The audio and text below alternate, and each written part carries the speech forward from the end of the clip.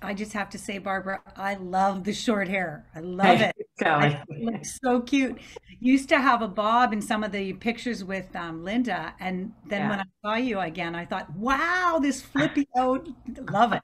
Love it. Thanks. Thank you. Is it the wilder side of you? Yes, exactly. Exactly. This is what lockdown does. We're bored and we get creative with our hair. Exactly.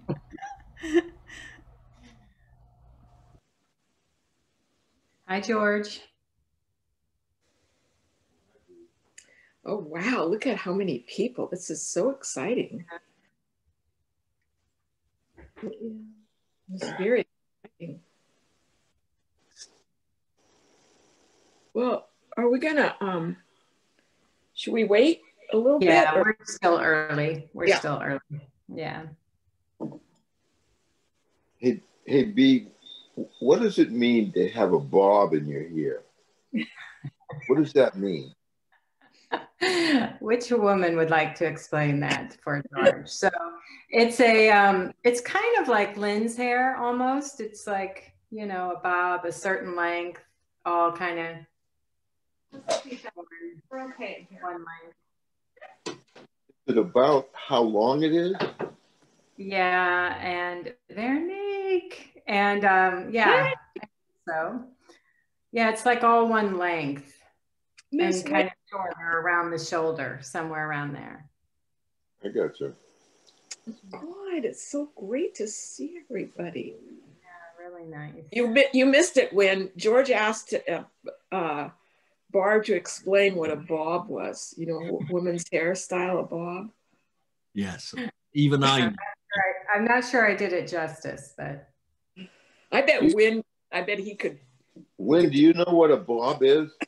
I do, and I don't mean rambling Bob. The actual haircut. right. Now, how old were you when you understood what a bob was? You saw a photograph of me when I was 5. So he used to have a bob, it sounds like. Yeah, little boys would have bobs. So George, you know, I don't know if you know what TikTok, if you've seen the grandkids on TikTok or anything, but there's a series that people will say, I was today years old when I learned fill in the blank. So you could say I was today's year old when I learned what a bob was. Yeah. That's pretty good. Well, I remember I lived whole childhood. I had a bob. Yeah. It's easy for parents. For those of you joining, don't worry, we aren't talking about haircuts or bobs for next hour, we promise.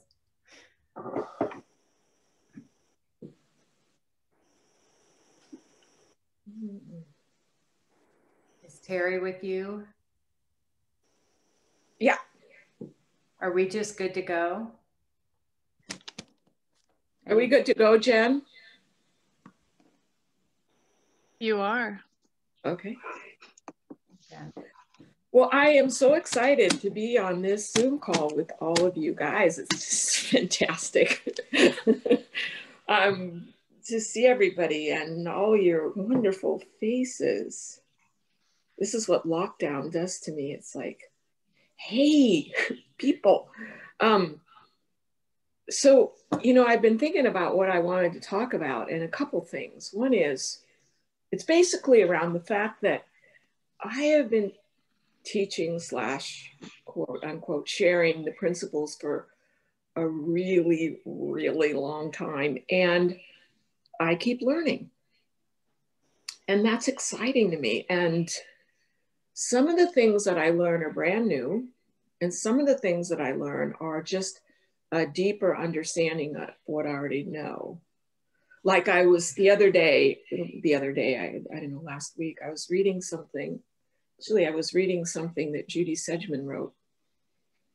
And all of a sudden I realized, oh my goodness, it's so simple. Mental health is just a feeling. Nothing more than a feeling that negative thought takes away. Just a feeling, and people have that feeling innate. It's innate. innate, it's inborn, it's part of them. They can't get rid of it. And the only thing that happens, it's hidden in the obvious.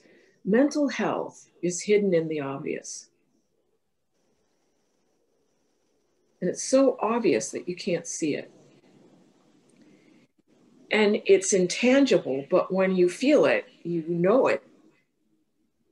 So that the intangible becomes tangible in that.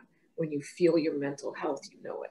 It's a feeling that's intangible, that's innate, that's hidden in the obvious. It's so simple. And that's what, and that defines my teaching. That defines, it's like that's what I always go back to with people. Your mental health. And now you can talk about mental health in so many ways. It's like your well-being. You want to talk about mental health, you talk about well-being. Well, your well-being is hidden in the obvious. It's so obvious you miss it. And it's you. Now, here's the thing, is once people, as you as a practitioner, dwell in that obvious feeling of the intangible, tangibleness of mental health or mental well-being, as you teach from that feeling, you know, your clients will resonate. And then all of a sudden it's like, it becomes visible to them and become feelingful to them. And they go, oh, I get it. I get it. Oh, this is what I've been looking for. This is what this is a feeling. This is my mental health. This is my mental well-being. Well, see, that's all that matters, even if you lose it, because we're always losing it and then finding it and losing it and finding it. But see, and really, if you stand back, it doesn't matter, because you're going to find it again. It's not, you're ultimately never lost. And I think that does a lot for people. I know it does a lot for me to know that I'm ultimately never lost, because I will find it, my feeling again.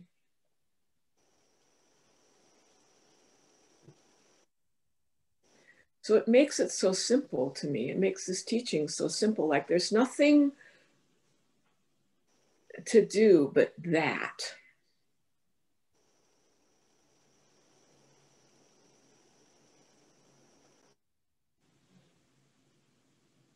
To show people the true nature of mental health, which is just a feeling. It's just innate. It's just hidden in the obvious. Okay, so that's one thing that I've been having a real giggle about. And one thing that really helps me with my teaching, because I know that's really what ultimately matters for people. But then the other thing that's been happening that's been really fun for me is,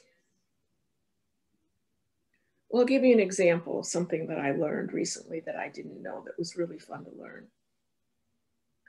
So George and I had a couple that, you know, with the pandemic, it seems like couples are either really getting close or they're wanting to split up.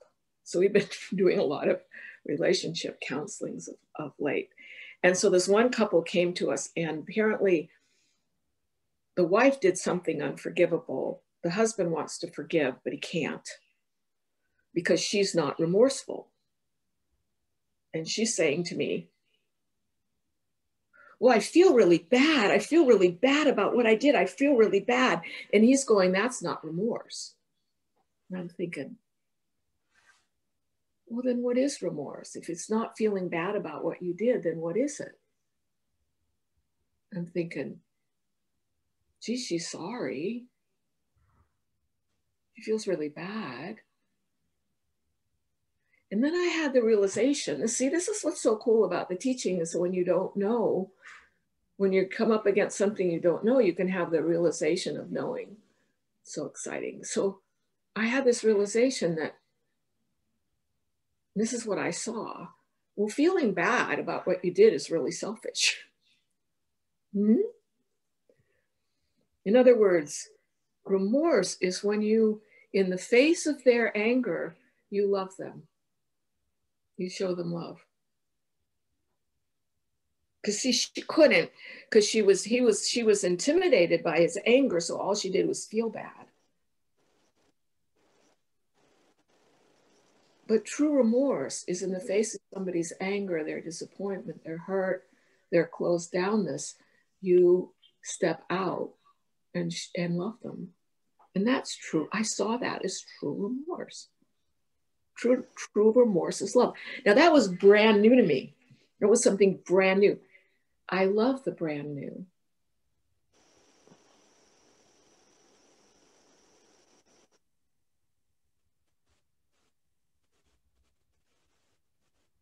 The other thing I love is the practical nature, and I keep rediscovering the practical nature of teaching the principles. It's so practical. Because people will say to me, well, that's my wisdom told me. And I said, well, what's wisdom? And they'll go, well, you know, wisdom. And I said, no, I don't know. What is wisdom? And they have to look and see. And I'll say, well, what's the difference between wisdom and ego? And how do you know the difference?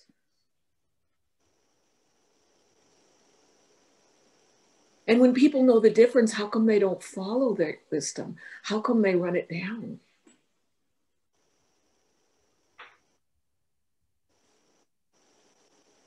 I love those conversations with my clients when we reflect and look at, well, what is it? What is it?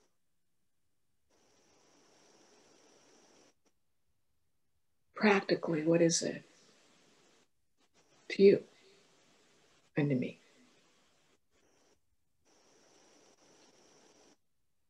The best conversation with one of my students today about, well, she said, well, why don't people listen to their wisdom? And I said, well, you know, I think that, you know, they don't want to stop what they're doing and go take a nap. They don't want to stop what they're doing and slow down. And she said, or they don't want to let other people down. That's why they don't listen to their wisdom, because they don't want to let people down. They don't want to take care of themselves because they don't want to let people down. And it's so, I don't know. Understanding, to understand it, to spell it out, to understand it is so helpful to people. So helpful to me, so helpful to my clients. I'm going to stop here and ask you guys what you're hearing and what you'd like to ask about what I said or say.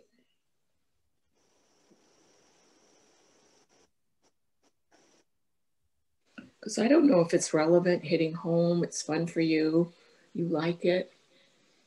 So I'd love to hear. And Jen, feel free to correct me, but because we can't see all the screens, we need you to raise your hand. And I'm not really sure how to do that. Jen, do you know how? Can you? Or Kelly, yeah, whoever. Yeah, I'm on it. It looks like Kinneret. I'm not saying that right. You are. Okay. Wow. Okay, so I think I heard a lot, but there was something that was present for me, Linda, last week. I was speaking with someone and he went into some kind of a reaction with me about something that I said. He became insecure. And I did not want to engage in conversation. So I said, I'm noticing that you're in a reaction, your mood is dropping, and I would like to speak with you later about this. Mm-hmm. And he kept trying to get me to talk. And I said, I'm sorry, I just don't do that in conversation. Mm-hmm. And, you know, the next morning he came to apologize. He was more centered. But I was wondering, you know, when you said that loving people, you know, in their face of their anger or insecurity. Mm-hmm. So I'm kind of sitting with, you know, how could I, you know, if that was loving? I'm just sitting with that. Well, your loving is always a feeling, see, and you know it or you don't know it. Like I would never, if I wasn't in it, like say, for example, I did something and my husband was irate and I saw what I did and I had the level of security in myself to just come at him with love. But see, it would have to be a strong feeling in me that I was confident about. Otherwise, I wouldn't do it. You see? I wouldn't do it unless it made sense, unless I saw it. I saw the love and I saw the confidence in me and I felt that I saw the vision of the happening of it, that my feeling would melt his irate, that love would triumph, that love would top his upset. And it absolutely can. But see, it's the feeling and you got to know that you're in it. If you're questioning whether you're in it or not, then you're probably not in it. And that's okay. It's okay because, you know, either you are or you aren't. Yeah. So if you're talking to a person, you know, who's close to you and they're in a reaction, Mm-hmm.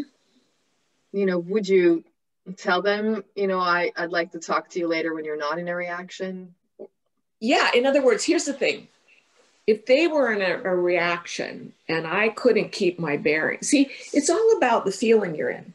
Yeah. See, if my husband's in a reaction and I can keep my bearings, I can be around him, I can talk to him. But if I'm losing my bearings and I'm starting to go into a reaction, then I want to get away. Okay. See, it's just what is. It's a phenomena. In other words, if you can keep your bearings, which you can't, I can't always keep my bearings, and I can't always be in a feeling of love and melt somebody else's insecurity. I can't always do that, but it's a phenomena that works. It's true. It's true. But I can't always do it. I don't always find myself there. But sometimes I find myself, when my husband's upset, I find myself in a really loving, neutral place. And I'm like, I'm grateful for it. And then other times I get impatient about it. And when I'm impatient about it, I know I'm in a reaction and I know I need to keep my mouth shut. See? Does that answer you? Yes. Okay. Thank you. Anyone else? Yeah, it looks like there is is it Margie or yeah. Great. Margaret? Okay, thank you. Yeah. I discovered Sydney Banks about a couple of years ago, and I have been listening to him and your videos and other stuff. So I'm definitely very much enrolled in that conversation of everything is a thought. But I do have a question. When you live with a very strong narcissistic, when you are in a very strong narcissistic relationship, okay, where literally that person tries to control everything you do. Mm-hmm. And even though I think I'm doing very well in the sense of coming constantly from love, comes sometimes the point where you go like, okay, I'm just gonna give up. It is what it is. And I guess my question is, when do you really, and how, like let's say I want to do something, and that other person, and you know, if you do it, there is consequences to be paid afterwards. And that could be 2-3 days of not talking, denying things, etc. When do you finally go like, okay, I have to make a choice. Either I stay or I leave? Okay, this is great because here's the thing. the human mind, you have one thing when I met Sid, what I appreciated from my initial encounters with him were how creative the human mind is, how creative my mind is, really creative. And you can think up all kinds of ways to be in a relationship. For example, Yes. if I were you, okay, and I wanted to be with him, if I wanted to stay with him, I would get really good at not caring if he didn't talk to me, if I said no and didn't do what he wanted. So the fact that I get really neutral about him not talking to me, it wouldn't bother me. I get good at it not bothering me. Okay? That would be my job. That would be my number one job, is I'm not gonna, if you don't want to talk, don't talk. Eventually you'll talk, but I'm not gonna get into it with you. I'm just gonna live my life and feel good. That would be my number one goal, okay? But when do people give up on a relationship is when they lose hope. That's when they give up, when they lose hope. Hope for evolution, hope for things getting better, hope for getting closer, hope for having more goodwill, hope for hope. When people give up hope, that's when they leave. And some people give up hope earlier than others. Not a right or wrong, not a right or wrong. It's not a right or wrong. It's just, when do you give up hope? When do you just throw in giving up hope would be like, when do you throw in the towel? Well, when you throw in the towel is when you say, I'm done, I don't want to do this anymore, I'm not hopeful. And that's okay. Well, having said that, I'm very clear that you cannot change anybody else except yourself. Yeah. And I'm at this point where I feel like I really tried everything. Like, I have been working on myself. I'm a coach, actually, a business coach. Mm-hmm. So I'm not a relationship coach, I'm a business coach. And but like I said, I have said, he is who he is. I will not be able to change him. Mm-hmm. And the last 2 years since I heard Sydney's videos, I realized I have to live my life no matter what he does. Mm-hmm. And I get to enjoy my life on a daily basis. And sometimes it goes really well. And sometimes I literally see the hook coming. Now here's the other thing. Here's the other thing that George and I teach, which is really, I love this, that when we work with people on the verge of a divorce, we say to them, look, we don't care if you stay or leave, but we do care if you stay or leave from goodwill. Yes. No, we want you to feel, we want you to stay, we want you to leave from love. Not because you feel like you can't, or because you feel like they're bad, or you feel like, you know, they're the wrong. In other words, if you can love them and leave them, that is so clean. Yes. Yeah, so you know what I mean. I can get it, absolutely. So what we're saying is you don't want to leave in a huff. Yeah. That's not good. Leaving in a huff is not good for humanity.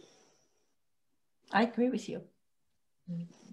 Yeah, and I'll add, I just, you know, it was working with George and Linda early on and sitting in on the sessions when, you know, I really saw how applicable this is when we work with people. Like, our job as practitioners is not to lose hope in them. And you know, there was somebody George was working with, and this was like my first time sitting in with George, and this was a young man, and as George was working with him, he was getting these kind of one answer, yep, no, I don't know, you know, and his parents had sent him there. And I watched George, and I'd been coaching for like a number of years, a long time, but the principles were new to me.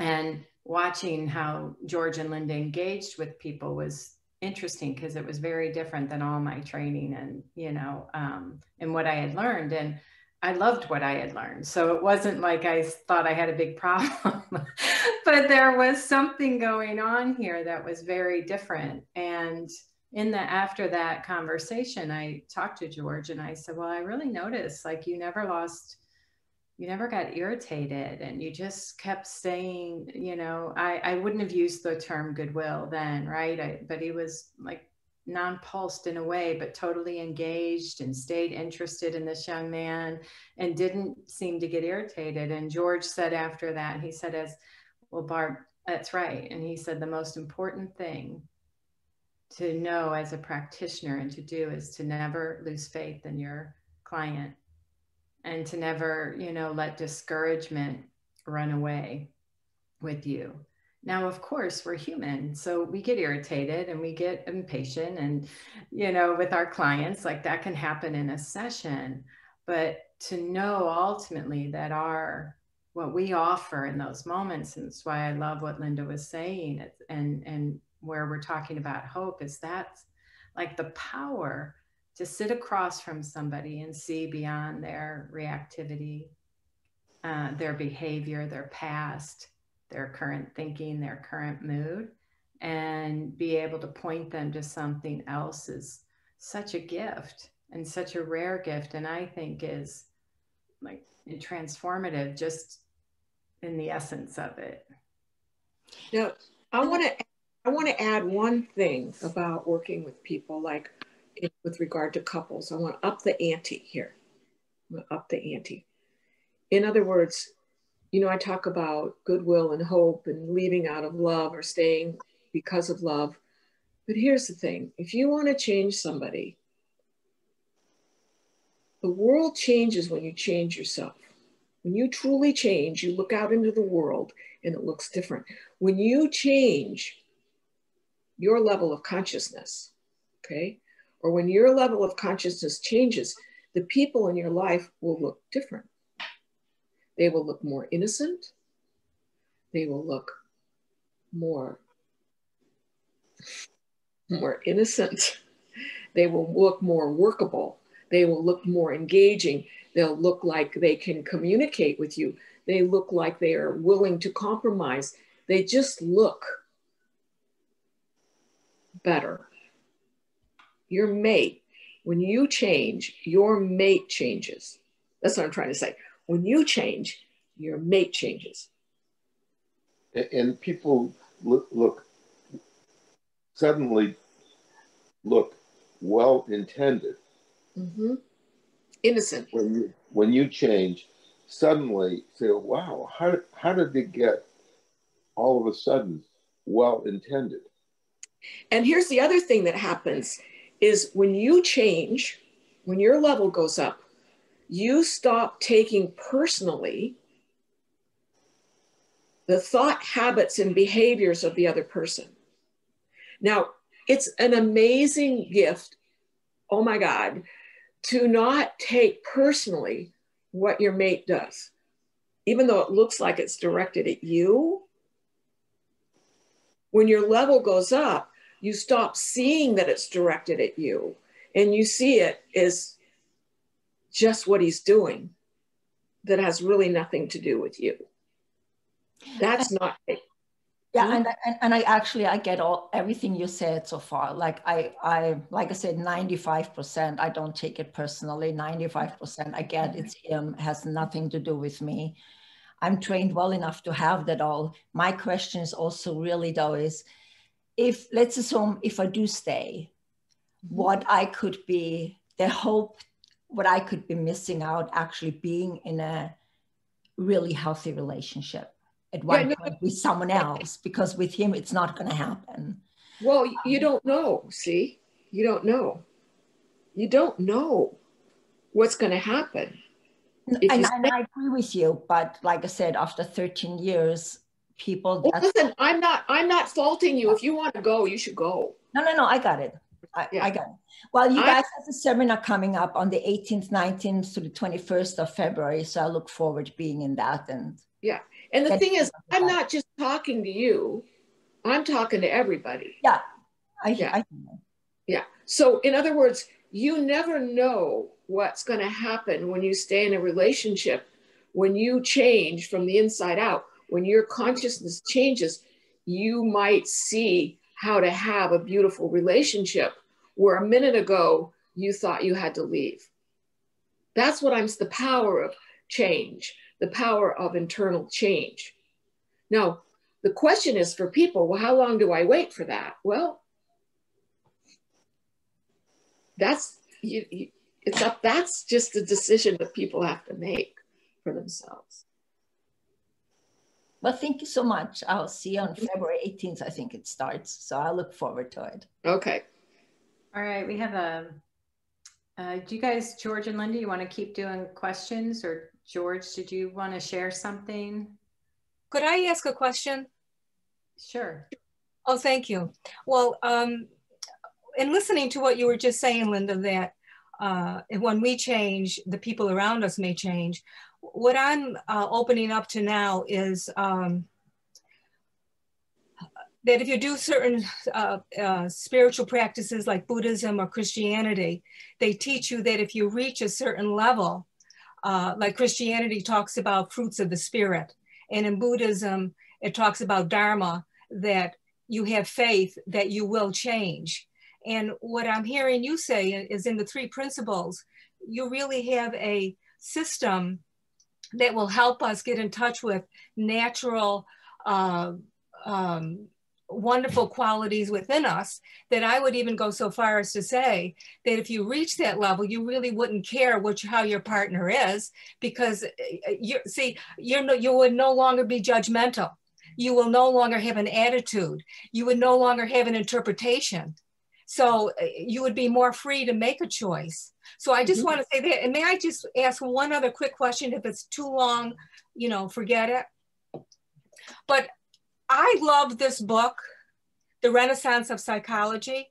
And George, are you able, like in 1 minute, tell me why you don't, how have you advanced since this book? Or can I still read this book and get it? I don't know. After I wrote the Renaissance of Psychology, there are certain constructs in there that I wasn't crazy about. Can you tell us what they are? Well, I didn't like the fact that we talk about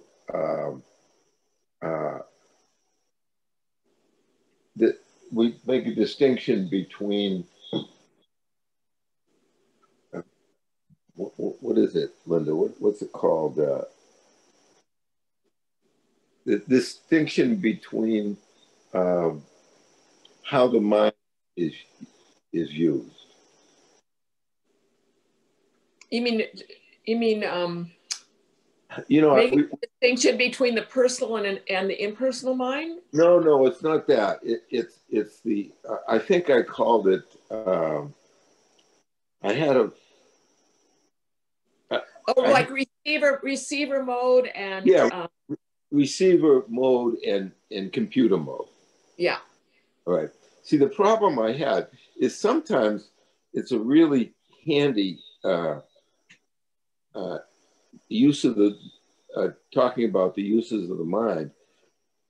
Sometimes I'll do that in my practice, but ultimately it's making a distinction that shouldn't be made. In other words, I think it's good. I feel free to make it in one instance, but ultimately, I think labeling the uses of the mind and saying that one use isn't good and the other use is better, I don't like that. And for that reason, I don't like, I have a concern about the Renaissance of Psychology. That it's providing technique, in a way it's providing technique, or it's too, it makes formulated. It's formulated, yeah. It's too formulated. That doesn't mean that I should throw the book in the trash. I just don't like the distinctions it makes. Mm-hmm. Well, I'm one of those people that used to receive your tapes when you did them in the 90s. And do you have some place, did you ever take the time to actually just put it really simply into words, how you have changed since like you were doing those tapes? Because for myself, maybe I don't know Sydney Banks well enough, I probably don't, to really understand how you have changed, not changed, but how your thinking has evolved. And I don't want to go into, because I'm losing the topic, but do you have some place that I can read where you have described how you have evolved? I love your question, because I have to go back and ask myself that question. Really? Yeah.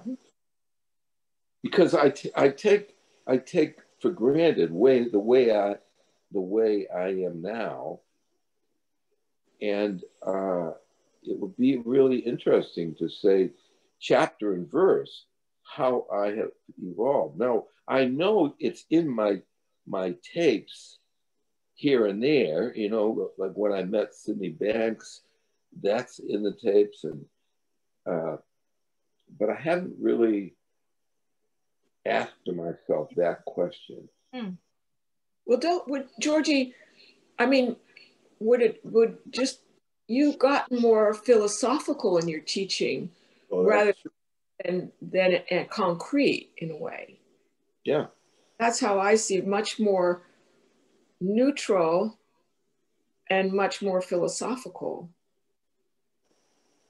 Yeah, and I don't take myself as seriously as I used to take myself. So in that sense, I've become more lighthearted. So like, you know, say there's a construct that George used to talk about besides receiver mode and computer mode. He used to talk about the mood elevator. Yeah. And it would be predictable that he'd use these metaphors. Now it's like he seldom uses the same metaphor. Yeah. Like he throws them away, and he uses he talks to people, you know, when he's talking with them, something will occur to him, but it's always fresh. Oh, okay.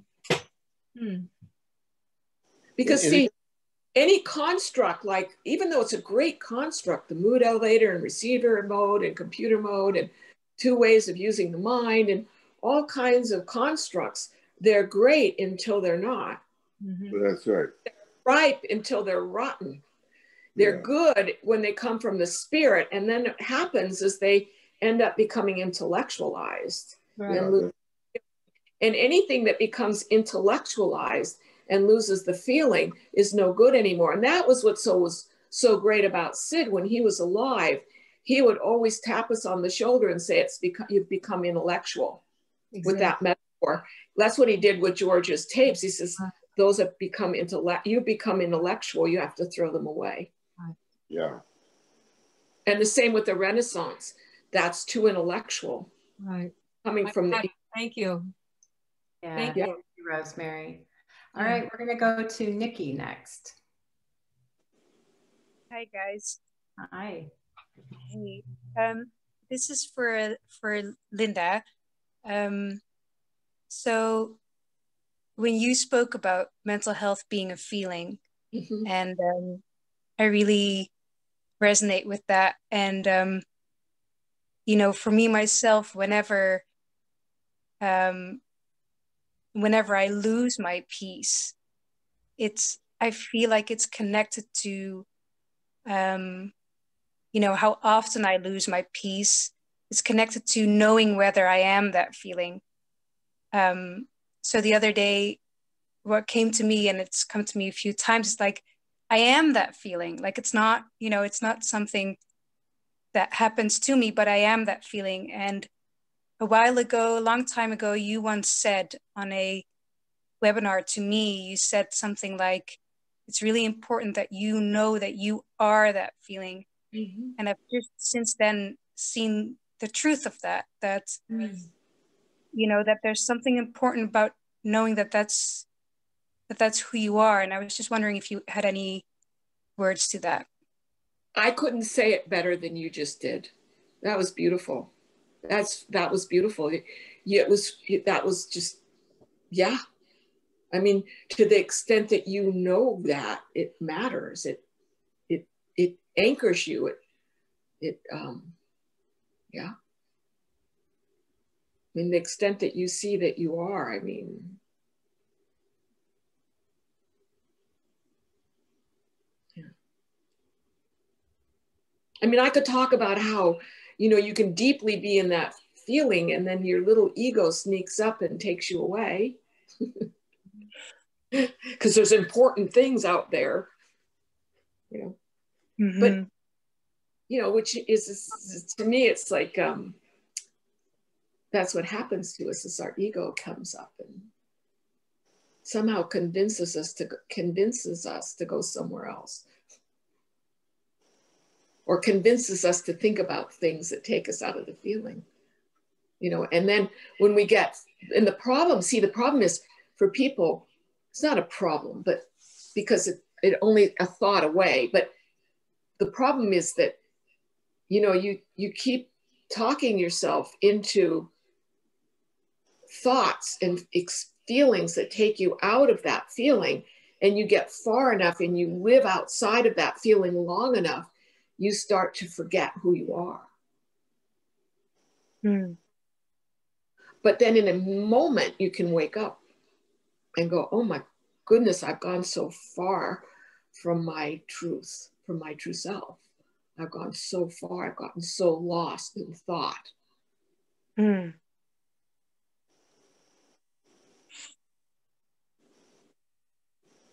know, I guess what kind of shocks me about that is that whenever people, and this is just really odd, but I'm noticing that, like, whenever people point that out in me, so let's say they recognize it in me and they point it out, for some reason, you know, it kind of explodes and I'm there.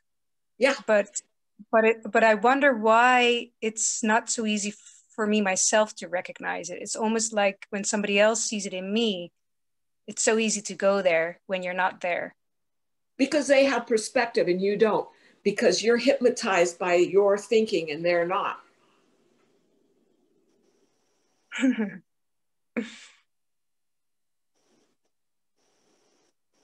And good for you that you listen to them. Because you could easily just not listen. And good for you that you do.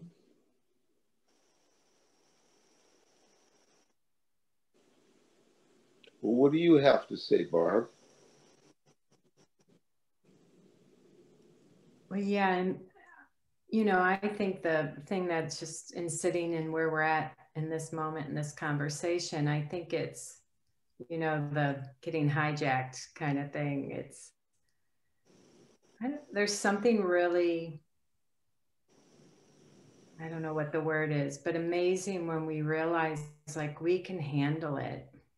You know, we have what it takes to handle it. You know, we can handle the falling away of old constructs we've had about ourselves or others. We can handle our mind hijacking us and taking us, you know, on a ride. We can handle other people's reactions. You know, we can handle being uncomfortable. And I just think it's, you know, that's been really poignant for me over the last 12 months in particular, you know, in every regard. And there's nobody that, you know, in my work, even that I'm talking to, you know, from no matter what they do, their, you know, their level of success or anything, that isn't in some way or another learning that right now in these times. And isn't that powerful that people know that they can handle things, because so they don't get disheartened or discouraged. It helps people to know that they can handle whatever ends up on their plate. Yeah. I think that's very deep, that people can recognize that they can handle what's ends up on their plate. Yeah. When I met Sid, I realized I could handle. Before I met Sid, I didn't think I could. And then after I met Sid, I realized I could. Well, and I think, I realize especially, that I was trying to make my world really small. Like, these are feelings I like, and these are feelings I don't like. These are things I can do well. These are things I'm not good at. And in a way, it's like making my world small because I didn't know I could handle any feeling. I didn't know I could handle the full range of the human experience. So I was preoccupied with trying to manage it. Yeah. Sort out what you can handle and what you can handle. Yeah, but to let that go, to really see, like, oh no, it can handle it. We're made for it. Mm-hmm. Well, you know what's really, you know how Bob, how you said, right now, this is where I am in my journey. Yeah. That's what I heard you say. Well, right now, where George Pransky is in his journey is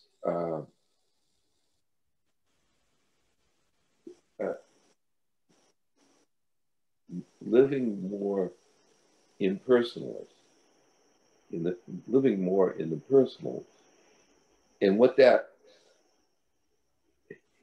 helps me is not taking things personally.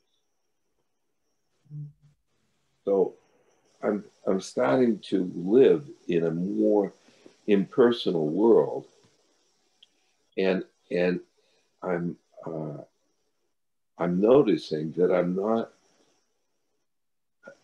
it's easy for me not to take things personally. And it didn't used to be so easy for me not to take things personally, but I've grown, you might say, in that way. I just can live a more impersonal life than I was capable of living, say, 5 years ago.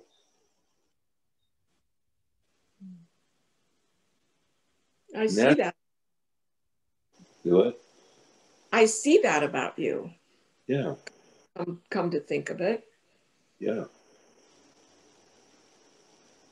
It's taken a load off me. And it also has, you might say, I guess this is the way to say it also has clinical implications. Because it becomes a philosophical point. I've gotten onto a philosophical road. And I think that a philosophical road is much more powerful than when I used to try to figure things out. Well, when you say that, an example of that, if I hear what you're saying, is when you describe the human phenomena to clients rather than telling them what would be better for them. Yeah, that's right. Yeah, that's it. Mm-hmm. When I describe mm-hmm. the human phenomenon, mm-hmm. that rather than telling what be better for them, that would be putting into practice what you just said, Linda. Mm-hmm. That's exactly what it would look like. Because I know I used to feel like when my clients were doing something that was causing them to suffer, I'd say, oh, no, don't do that. You know, you're causing yourself to suffer. You're thinking in a way that's creating a feeling that's creating you to suffer. And there would be a bit of an angst in me about the fact that they were suffering, like, oh, no, don't do that. But now it's like I come across, for whatever reason, I don't know why, but I come across neutral in that I explain it and say, you know, when people think this, they feel that. So you're going to think angry thoughts. You're going to have angry feelings, you see? Yeah. So I don't go, oh, no, don't do that. You're creating your own suffering. It's like, this is how suffering is created. Yeah.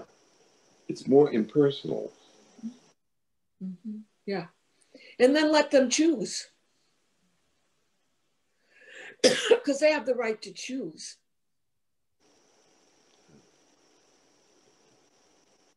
There's a few other questions. Shall I go there? Whatever you want. So Sam, you've been waiting for quite a while. Thank you. Hello, thank you. There was a couple things that came to me, but I'll just speak to one for now is, you know, if you leave a relationship out of, oh, I can't remember the word that you used now, George. It was in a huff. In a huff. Yeah. It kind of, that's what I did. I was also married to an abusive, narcissistic man. And I left in a huge huff. And I can see now that if you can get to a place of love, that there's not this kind of attachment to it anymore. Yeah. Yeah. Ah, that's beautiful. You know, like I can feel it in myself how it could potentially be different, although it isn't. And I don't know how to get to that place. I don't know if I can or if I ever will, but it's just interesting that when you said huff, I went right back to that moment. And then it's been 10 years, but because of, you know, having a daughter and now being in and out of the court system, it kind of still rips that Band-Aid off of being in that huff, but just really interesting. It just kind of just made the light bulb kind of come on a little. Let me give you some hope about that, okay? Sure. In my mind, if you can see the possibility of it and see the truth in it, you'll get there. Right. When I have something, it may not happen right away, but because I have the vision of the possibility of something, I get there eventually. Mm. And that's a powerful thing, to be able to say, I get there eventually, because you know how the notion of karma, that people have their karma. Mm-hmm. And essentially what that means in George Pransky's mind is that you have to do it until you get it right. Mm-hmm. You know, so that's it. Yeah. Yeah, You like have to do it okay. until you do get it right. And I was just to someone about that, and they said, "Do I have to do that again?" I said, "Yeah, you got to do it until you get it right," and that's where bad will comes in. Oh, that's perfect, George. If you have bad will towards someone, you have to do it until you get it right. And I loved what you said, because you saw that once you get it right, you're free. Yeah. That's what you said. That's what you said. That's powerful. Yeah.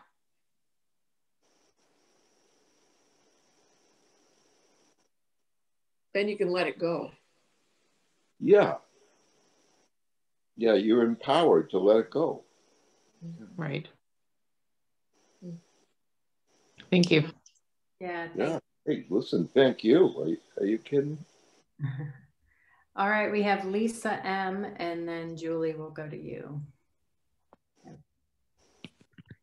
Hi there. Hi. I think you muted yourself, Lisa. I'm sorry, my video's not on. I'm a little raw. I'm hesitant to ask another question that's related to relationships, because there have been so many. I guess this is the thing that a lot of people struggle with. Oh my God, like I feel like I've been doing Groundhog Day for a long time, trying to get it right. And I had mostly I've been getting more and more. I have a number of chronic illnesses and they've been getting worse. And I really feel like it's the not getting it right piece. And a lot of that has to do with fear. And now I feel like a lot of it has to do with this relationship that I'm in. And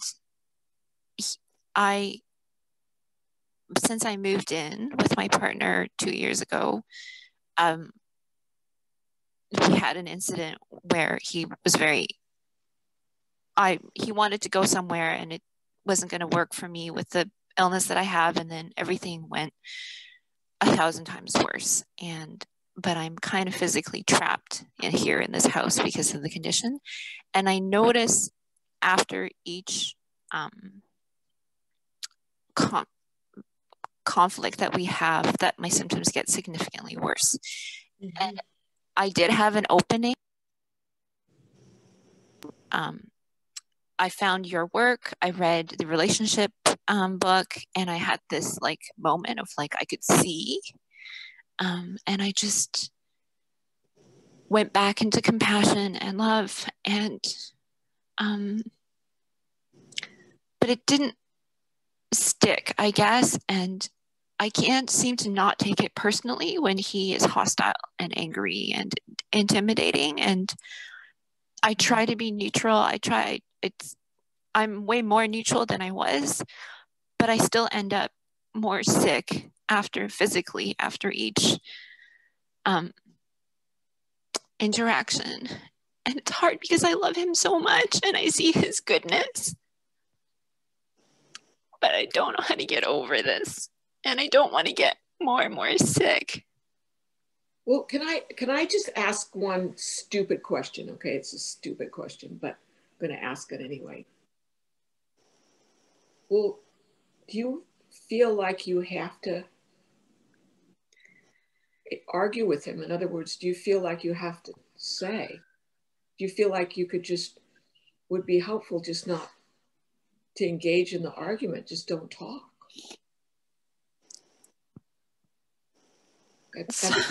So occasionally I'm able to just kind of truncate things, but a lot of the times they're topics that kind of need working through. Well, you know what I'm thinking when I listen to you, when I listen to what you're saying. you got to ask yourself, what does that have to do with me?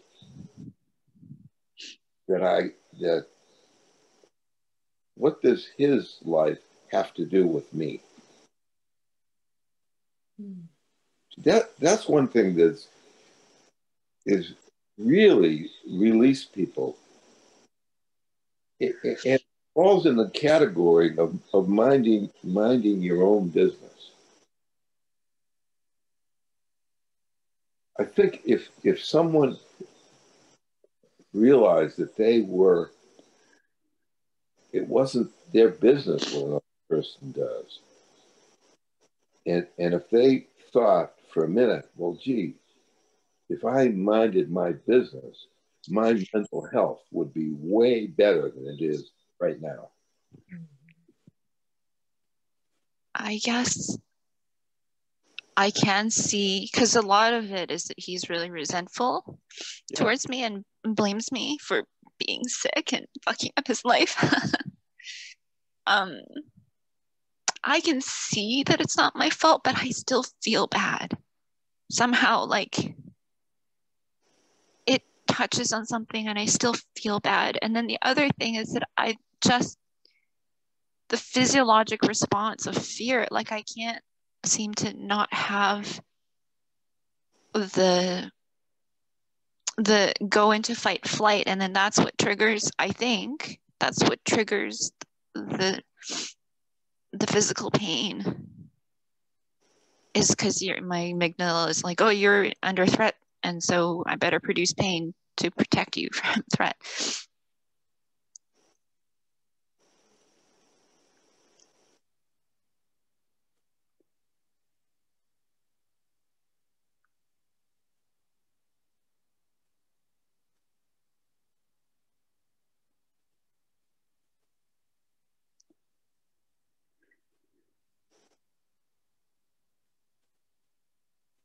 And I know that you're trying to work things out. I know that you're trying to work things out. I really think that if you could get more philosophical, okay, that would make a huge difference.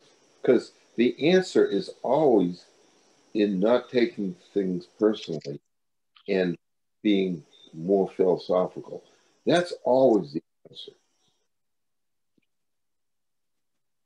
If someone's suffering, you know that they're not taking like philosophically, and they're taking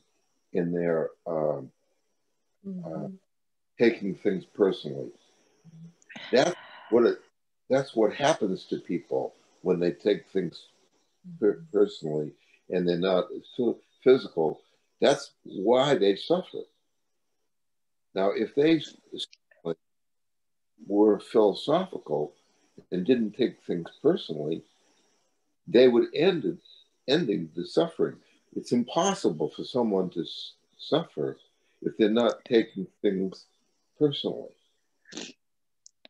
I don't know how to get more philosophical about. Well, at least that should be something you're asking yourself. What would it look like if I became more philosophical and didn't take things personally? Now that would take you in that direction. And I guarantee you it would give you an answer in that. Because I don't think that people ask themselves that question because they assume that the answer is in the personal, and not in the philosophical. But on a more practical note for you, because time is running, you can never resolve issues when you're upset and frightened. I know people in relationships, they have issues that they want to work out, but you're never going to work them out if you're upset, talking from upset or talking from fear or talking from anger or talking from insecurity, you can't resolve issues from that state of mind. So it's better just to leave them undone and leave them alone until you find a way of talking about them from strength, from a feeling of security, not a feeling of insecurity. Yeah. So I imagine that the issues you're trying to work out end up in, bad feeling and argument. And doesn't work. You have to wait. You have to be patient and go, well, we have some issues that we can't work out right now because we're not in the right state of mind to work them out. Okay. That should help your physical pain. Okay. Thank you. Thank you. Oh, you're certainly welcome. Well, we're really glad that you brought that up, because I know there's a lot of people that would ask that question if they thought of it. It's a pretty private thing. It's okay to have issues that aren't resolved if you make it okay. Yeah. Mm-hmm. And well, the way we talk, we say, "Oh, put it on the back burner." That's one thing. That's how we say, keep a distance from it. Yeah, hot topics go on the back burner. Yeah. Okay. Thank you. Yeah. Yeah. So we're towards the end of our time, and George and Linda, I'll give you guys a chance to say any final thoughts. But we've, really enjoyed being with you, and this is a taste of what the weekend is like. George and Linda and I will share kind of insights, things we're seeing for ourselves in our work with our clients. But it's a very organic and interactive. So we build off of you and what's on your mind and what questions you have. We'll do coaching, live coaching throughout the weekend. We also have a mix of large group like this, but we are doing small group breakouts. We've always done that as a part of our experience. And it's created a really rich opportunity for people to both sit in the larger group, but also to have time for smaller group interaction and dialogue and reflection and sharing. And those are led by our mentees, people that have been with us. Some are newer, some have been with us, since we started this almost 7 or 8 years ago. I can't remember now, but we would love to have you join us. And if you have any questions, you can reach out to the office, to Jen or Terry directly. But George or Linda, anything you'd like to say? Well, there's a way in which this I loved this hour and this sharing, because it's like when people gather and share wisdom, insights happen, answers come, things change for people. And I just love being a part of that. So I hope you all come to the professional training, because that's what we'll be doing for like 3.5 days or however long it is. Well, every time I participate in this, I think to myself, I wish I could have a redo so some of the things that I would have loved to have said that I didn't say. So that tells me that I'm learning. If I'm wanting to do a redo, it tells me that I'm learning. Excuse me, the professional training starting at the end of February, is this more about the 3 principles? Is this more about the 3 principles in relationship, or 3 principles how to teach other people that? What is the topic? All of that. Yeah. We do it in the context of your work with others, but you can't be in this conversation and not also look at your own direct grounding. And we talk about all of it. Nothing's off the table. Let's put it that way. Yeah, but wouldn't you say, Barb, that primarily we're interested in helping people with taking in their work. Yeah. Yeah, no, that's really clear. And, you know, and as a part of this, you have George and Linda, right, who've been working in this understanding and sharing this understanding with people for over 40 years. And so, yeah, that's why it's a rare opportunity for us to all be in conversation together about how does this understanding help us as practitioners? How does it help us have more impact? And we do that through client shares, through coaching. And yes, at times we can't help but get impacted ourselves. So. And it is over 4 days, from Thursday through Sunday. Yes. And from what time to what time? I don't know the exact hours because it's all virtual. I'm a little, I can't remember, but Jen, you can unmute and maybe share, but the Thursday, Friday, Saturday, and Sunday were done by noon Pacific. Jen, are you there to be? Yeah, Thursday, Friday, and Saturday are 9:30 a.m. to 4:30 p.m. Pacific with an hour lunch break at noon. And then Sunday is 10 to noon. Okay. And I put a link in the chat, but there's a link to the product on our website that has the whole schedule and much more information about it. Cool.